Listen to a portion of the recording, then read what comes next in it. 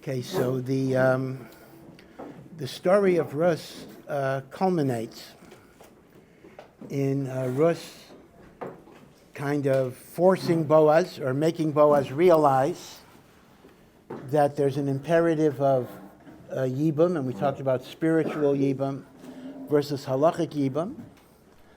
But Boaz says, there is a relative that is closer than me who has to be given the right of this marriage first. I am skipping some details here. And this relative, so Machlokes had to learn the psukim. Some say the relative's name is Tov, and as I had mentioned that. And some say his name is Ploni Almoni.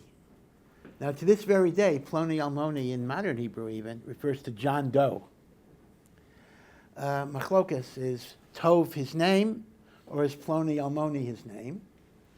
But what is his relationship? So you'll remember, Tov is actually Elimelech's brother. Remember? Tov, or Ploni Almoni, Elimelech, and Salmon, that is Boaz's father, are all the sons of Nachshon ben Aminadav. So Boaz's argument is, it's not clear why Tov is considered to be a closer relative. Boaz is only Machlon's cousin. Ploni Almoni is Machlon's uncle, Elimelech's brother. And therefore the uncle should be given the right of first refusal. So what does Boaz do? Boaz gets up in the morning. Boaz goes to the city gate, Beis Lechem, that's where business transactions are conducted. Boaz gathers a minyan of people. Why does he gather a minyan? So the Gemara gives two reasons why Boaz assembled a minyan. One reason is because Sheva brachas have to be recited with the minyan, and he's planning on doing the wedding. And that's a raya that Birchas Chasanim need a minyan. The other is because Boaz wants to publicly be mefarsem that even though Ruth is a Moabite, female Moabite converts are permitted. He wants to make this halacha public, and we talked about that in the first shiur. And Boaz proposes to Ploni Almoni, you have the right to marry this woman. And Ploni Almoni, again, I'm skipping something about the field, that's another issue. Naomi had a field, and the relative wanted to redeem the field, but Boaz says, well, there's a condition to that. You also have to marry this woman. So Ploni Almoni declares the following. Ploni Almoni refuses, and he says, Loi uchal ligol li. I am not able to redeem her by marrying her. Pen ashchis es nachalasi, lest I destroy my inheritance, a very ambiguous phrase, and therefore if you want to marry her, you marry her. And Boaz goes ahead and marries her in front of the minyan, and they have a child. That child is Oved, and Oved has a child, eventually Yishai. Yishai Holedes David. Now, what does Ploni Almoni mean? I cannot redeem lest I destroy my inheritance. So Chazal say, Ploni Almoni was an Am Ha'oretz. Ploni Almoni was not learned. In fact, Chazal even read that into the name Ploni Almoni. Ploni comes from Mufla. The Torah is beyond him. Mufla, like a wonder.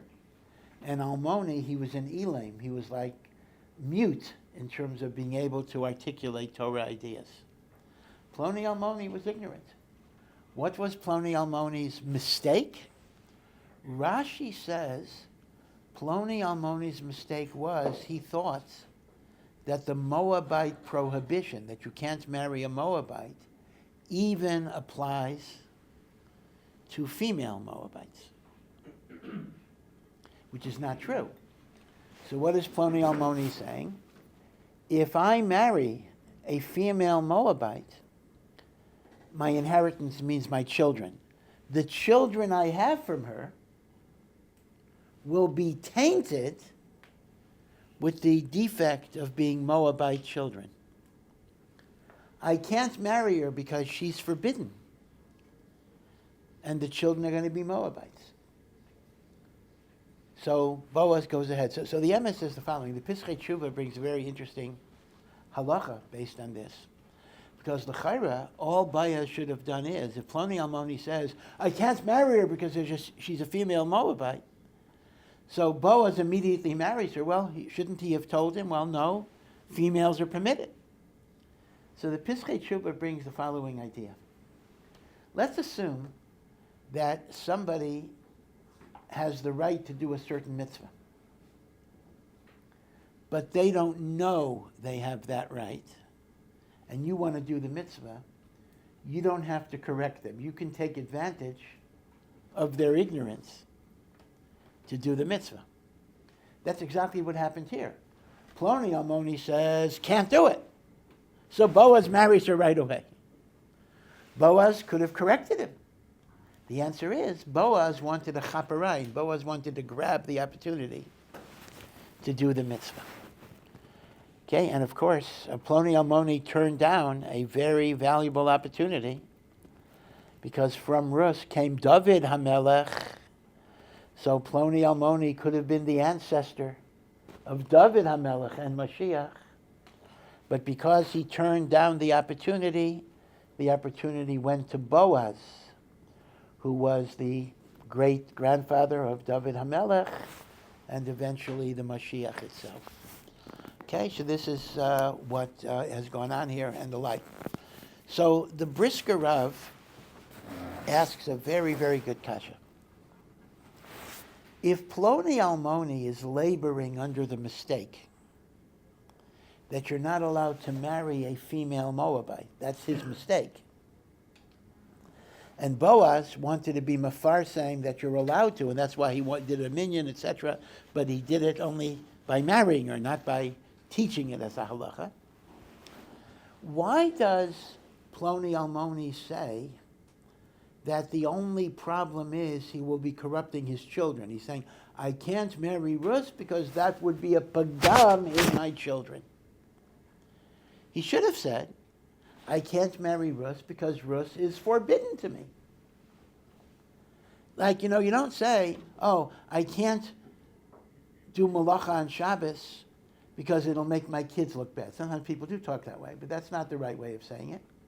You don't say, I can't be Mechalel Shabbos because it makes my kids look bad. You say, I can't be Mechalel Shabbos because I'm not allowed to be Mechalel Shabbos. So if Ploni Almoni actually believed, incorrectly, that there's an isser to marry even the female Moabite, he shouldn't have said, Pen ashchis es nachalasi, I will destroy my children by giving them the taint of Moabite. He should have said, I can't do it because it's usher. So the emes is, way before the Brisker Rav, the Marsha in Maseches Yevamos asks this very question. The Marsha is from the 1500s. And the Marsha gives the following interesting answer. Halachically, a very difficult answer.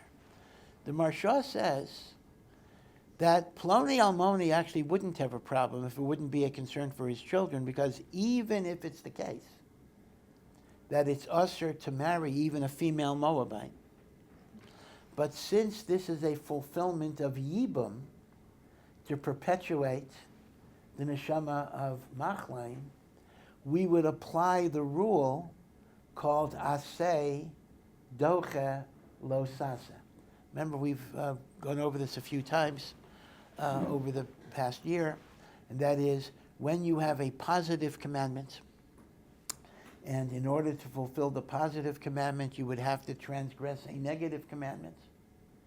So the Torah says the positive overrides the negative. This is called Aseh Doche Lo Sase. Now, there is a negative commandment to marry a Moabite woman. Ploni Almoni is making this mistake. Ploni Almoni is making the mistake, it is a mistake, that there's a negative commandment to marry a Moabite converted woman. That's his mistake. But says the Marsha, even under that mistake, he would be allowed to do it because the mitzvah of Yibam would override the mistaken negative commandment that he believes to exist. So he has no problem, but the problem would still be, since this is a normally prohibited union, his children would be tainted with disgrace. So the Marsha says that the reason why Pliny Almaini said, I can't do it because it's forbidden, is because even under his mistake that it's forbidden, in fact it's not forbidden, he would have the rule of aseh docha lo sasa. That's what the Marsha says. And indeed, it is absolutely the case that aseh docha lo sasa does apply to Yibam itself. The Gemara gives an example that if a woman is forbidden to a Yavam because of a negative commandment, he could still do Yibam because aseh docha lo sasa. The problem with the Marsha is the following. The rule that a positive commandment can override a negative is only when it's a mandatory positive commandment. Now here, Ploni Almoni is not the brother of Machlon. Ploni Almoni is the uncle of Machlon. For an uncle to be miyabem anis, even if we say, like the Ramban we discussed yesterday, that there's a spiritual aspect of Yibam in perpetuating a neshama, but it's not a mandatory obligation that's going to be doche elo sasa. So that's a big kasha on the Marsha, unless you're going to say, maybe, that's part of Ploni Almoni's ignorance. In a way, he's kind of a lamdan to even know aseh docha lo sasa, but maybe he's ignorant in wrongfully applying it to this particular case. Okay. But the Brisker Rav gives another answer. Again, what's the question again?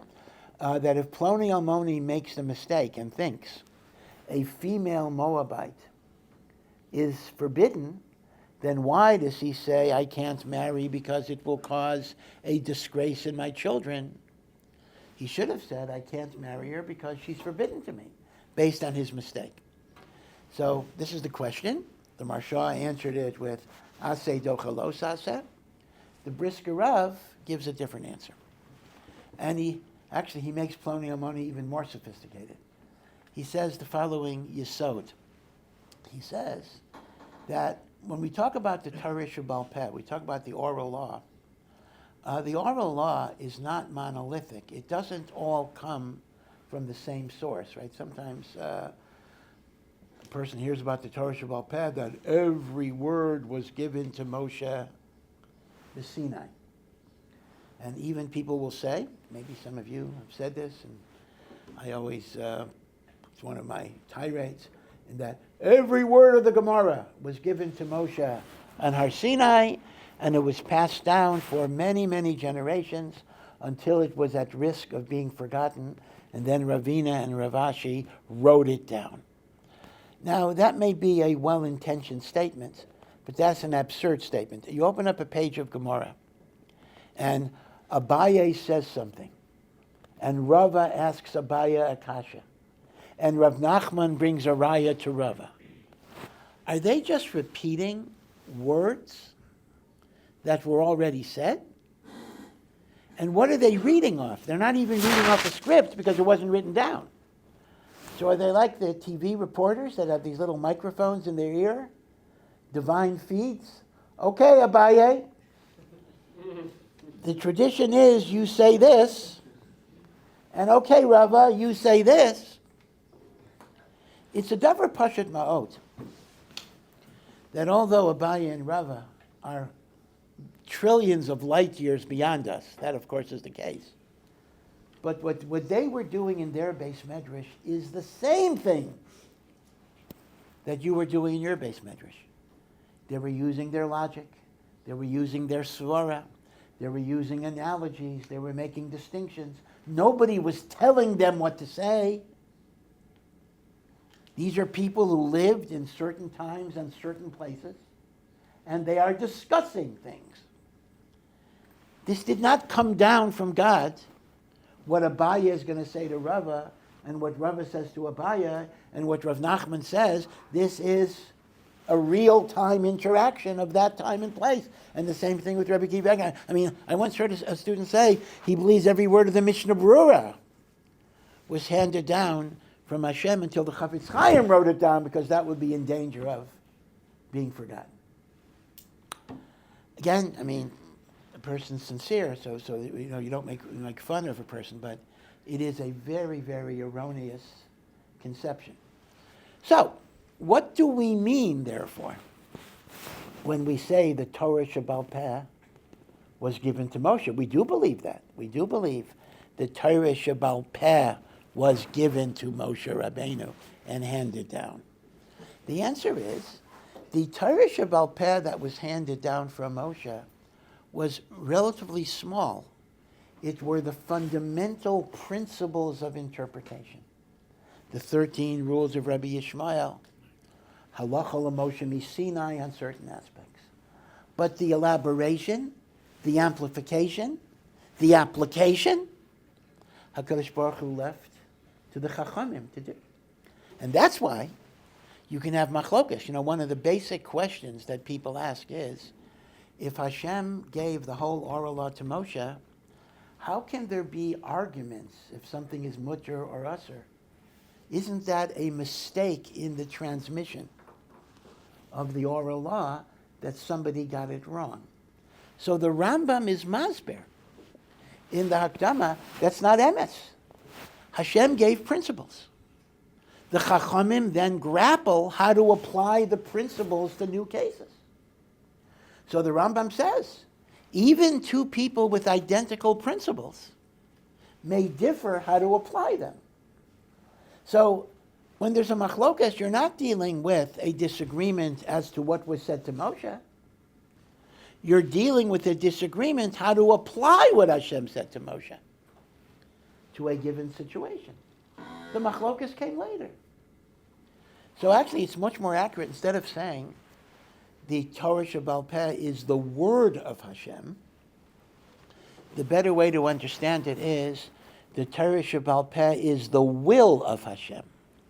Hashem created a system by which the Torah is supposed to be interpreted, and Hashem says, this is binding, this is my will. My will is the Chachmei Torah explained. Now, so a lot of the Torah Shebaal Peh is not direct revelation. A lot of the Torah Shebaal Peh is interpretation, drashos, how to interpret things. However, there is a core of Torah Shebaal Peh, relatively small, that is a direct transmission from Hashem to Moshe, and that is what we call, that is the chelek of Torah Shebaal Peh, that we call halacha l'Moshe miSinai. And there aren't that many of them. The Rambam counts around 50 halachas l'Moshe miSinai. For example, a lot of them are tefillin. For example, tefillin are black. How do you know tefillin are black? It's not from a drasha, it's not from an interpretation, it's not from a discussion, it's halacha l'Moshe miSinai. How do you know tefillin are square? Again, no drashas, halacha l'Moshe miSinai. So the point I'm making here, that the Brisker Rebbe is really making, is that you have to be mechalek between the Torah Shebaal Peh that is a direct halacha l'Moshe miSinai versus the Torah Shebaal Peh that comes through drasha and interpretation and machlokas and discussion, that although that is binding on us, but it is not a direct revelation, it is a function of Chachmei Torah, taking the Torah Shebaal Peh, the klalim of Torah Shebaal Peh, and applying it to new situations. Okay, so it's not all one sholem. It's not like every word of the Gemara, every word of the Mishnah Berurah was given by Hashem to Moshe. In fact, I would give you an example like this. When electricity began to be used in whatever it is, the middle of the 19th century. So there was immediately a shaila: is electricity mutter on Shabbos, Yom Tov, is it fire, etc. There were different opinions. Now we have a consensus, but there were different opinions. Now, a person might say, and some people said it was fire, some people said it wasn't fire, they brought rayas, chilukim. Now you might say, what did Hashem tell Moshe? Didn't Hashem tell Moshe that electricity is mutter or asur? So the interesting thing is, Hashem may have said nothing to Moshe about it, meaning Hashem gave foundational principles through which the Chachmei Torah apply them to new situations. So you're not trying to reconstruct what did God say. You're trying to say, based on what Hashem did say, how do we apply it to new realities?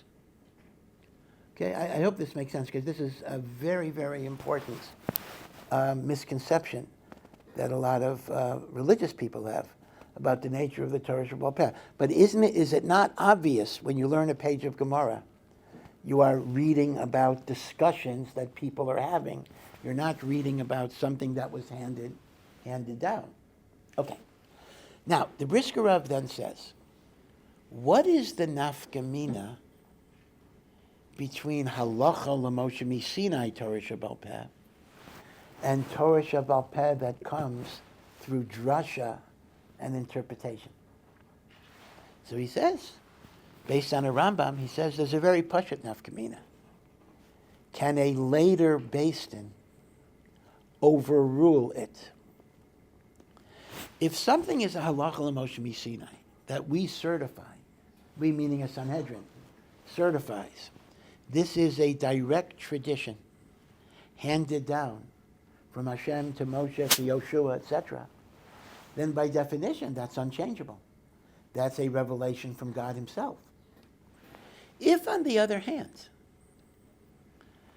the conclusion that was reached was not a halacha l'Moshe Misinai, but it was a drasha based on interpretation, the Rambam actually says a later Sanhedrin might come to a conclusion that the drasha was an erroneous interpretation, and they can overrule it.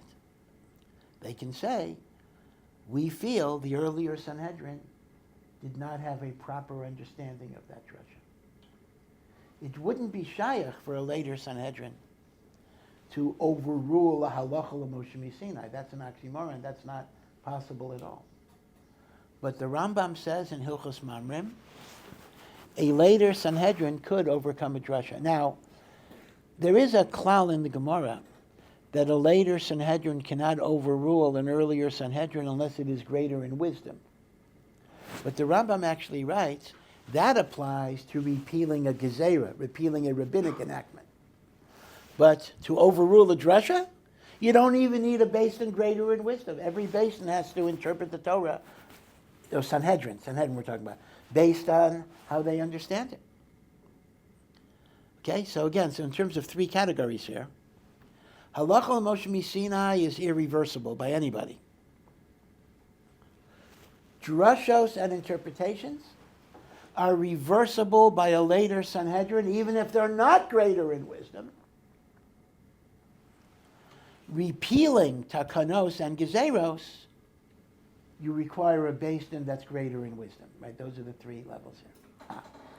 So now, let's look at the halacha. The Torah says, again in Kiseitze, Lo yavo amayni amoyavi b'kal Hashem, the Ammonite and the Moabite are not allowed to enter the congregation of God, even if they convert. But we say that only applies to males.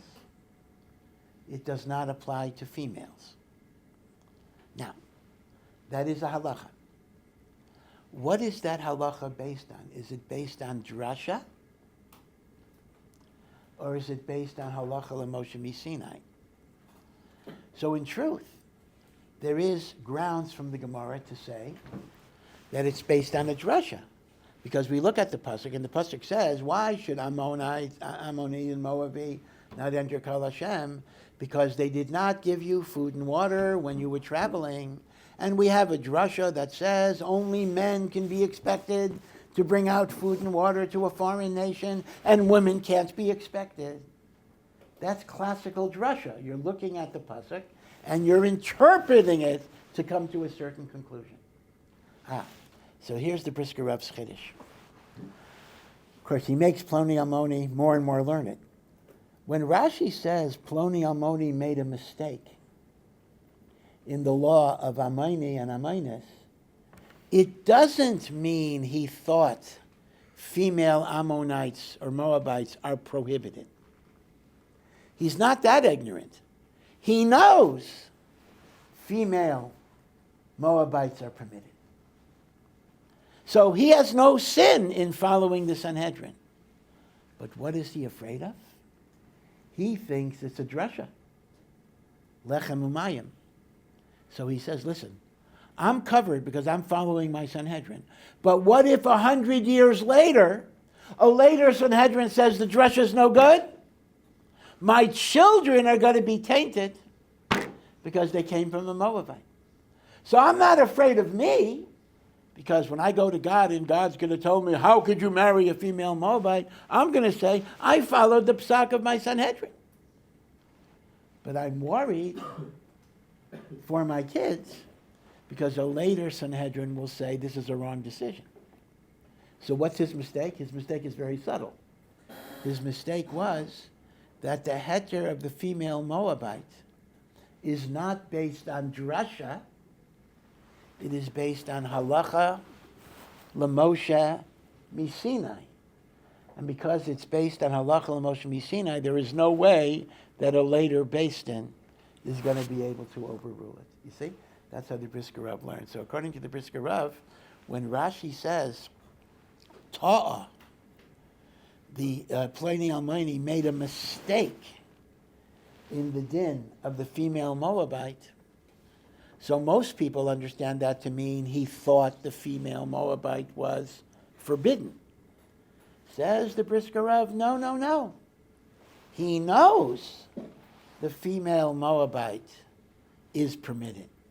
But his mistake is he thinks it's derived from a drasha, and therefore he's worried what will happen to his kids if 100 years from now the drasha is overruled by a later Sanhedrin.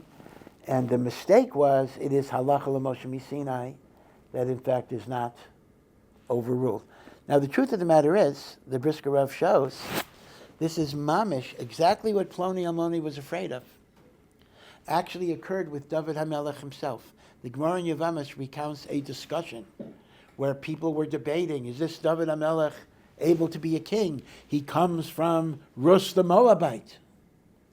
And people said, well, females are permitted because they can't be expected to bring food and water. So Doeg Adomi, who always tried to hurt David, says, well, what do you mean? The women could have given to women, as he was refuting the drasha. He was trying to overrule the drasha. Women maybe don't bring to men, but women could bring to women.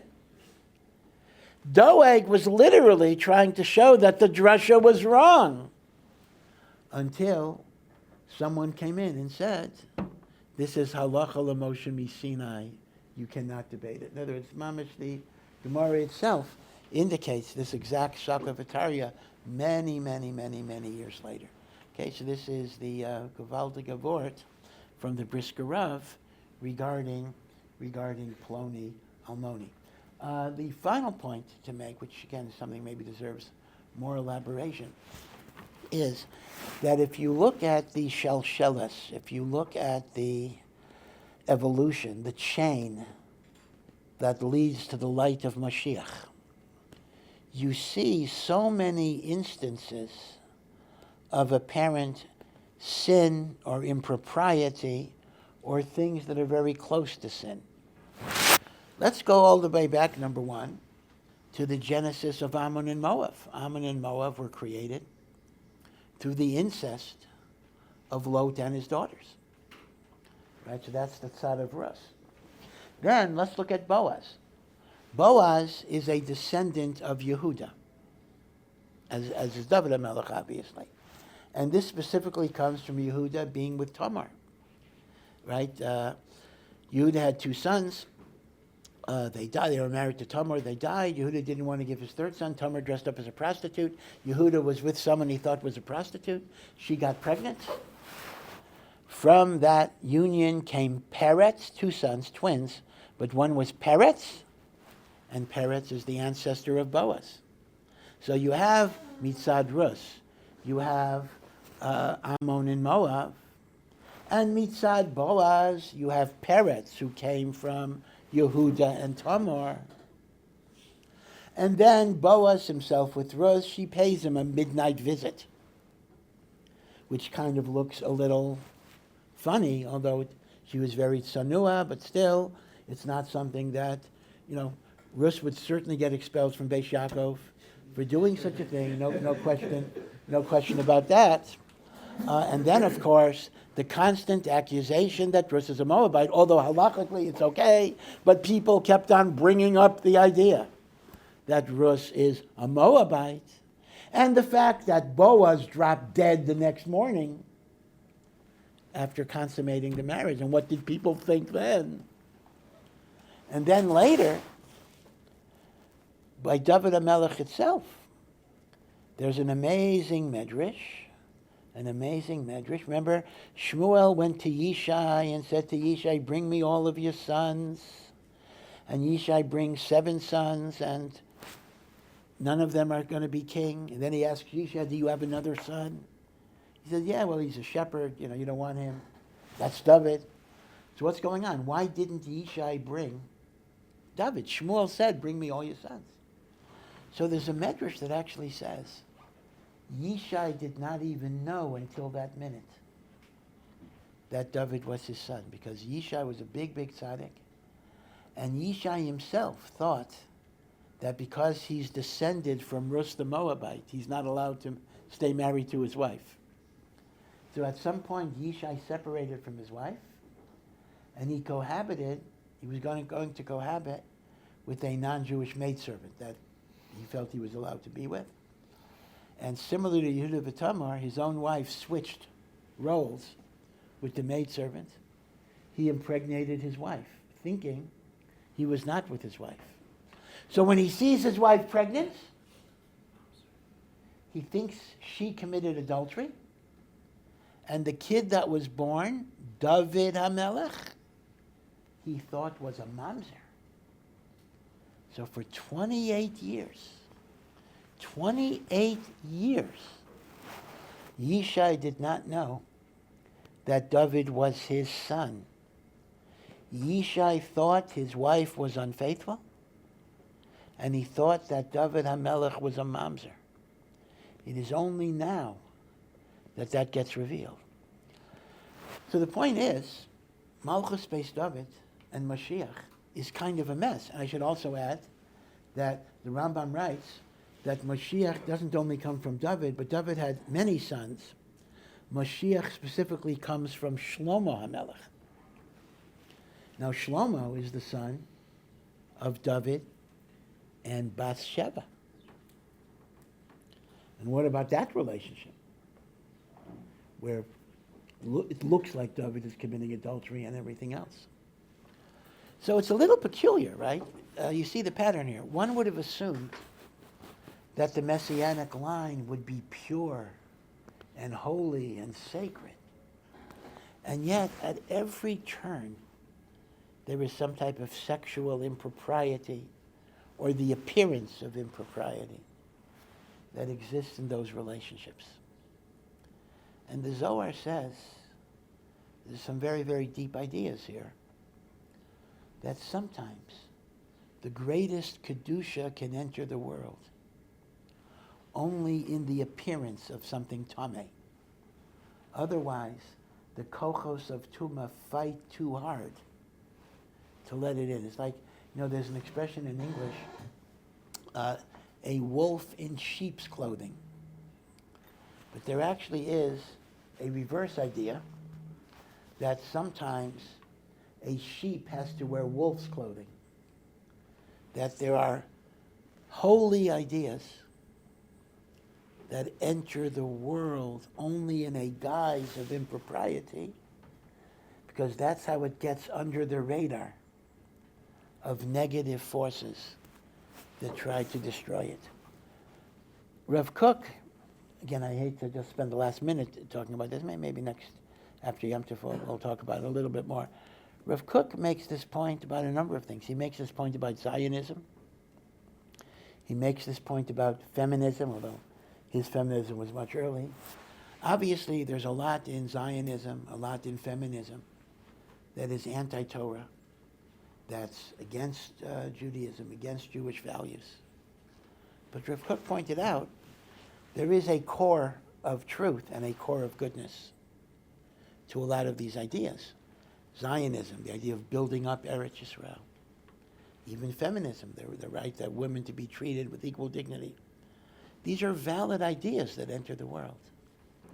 But they enter it in a coarse, degrading way, because that's the only way it can enter.